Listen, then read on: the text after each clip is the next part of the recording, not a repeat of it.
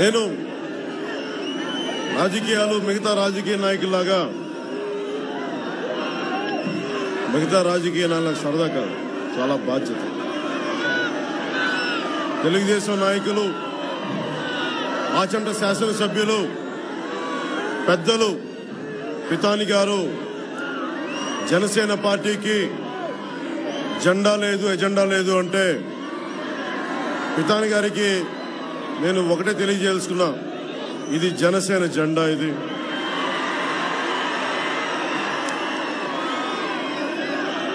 మా ఎజెండా ఏమిటో తెలియకపోతే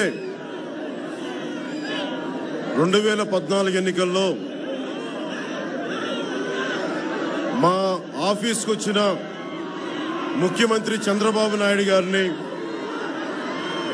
తెలుగుదేశం నాయకుల్ని ఒక్కసారి పితాని గారు అడిగి తెలుసుకుంటే మంచిది. అంటే రాజకీయాల్లో ఒక కొత్త పార్టీ పెట్టేటప్పుడు వెటకారం చేయటం, అవహేళన చేయటం, తిరస్కార భావనతో చూడటం తప్పదు. పితాని గారికి కూడా నా విన్నపం ఏంటంటే, ఒక్కసారి జనసేన పార్టీని మీరు హేళన చేయాలన్నా, పవన్ కళ్యాణ్ని తిట్టాలన్నా మీరు ఒకసారి మీ ముఖ్యమంత్రి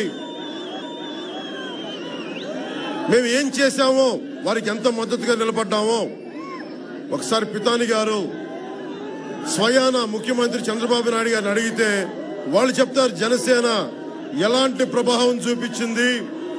1 కాదు, 2 కాదు, 3 కాదు, 4 కాదు, 15 సీట్లు పశ్చిమ గోదావరి జిల్లా నుంచి ఎలా గెలిపించామో మీకు తెలుస్తుంది.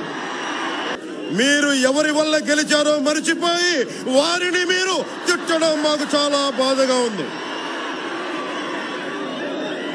కానీ ఏం చేస్తాం, పవన్ కళ్యాణ్ చిన్నవాడు, వయసు లేనివాడు, అనుభవం లేనివాడు, పెద్దగా రాజకీయ పరిణితి లేనివాడు. మీరు తిడతాం, మేము పడతాం, ఏం చేస్తాం, బడుగు జీవులం, బలహీనులం, పడతాం. కానీ పడతాం, పడి తీరుతాం. కానీ కింద నుంచి కొట్టిన బంతిలాగా పైకి లేచి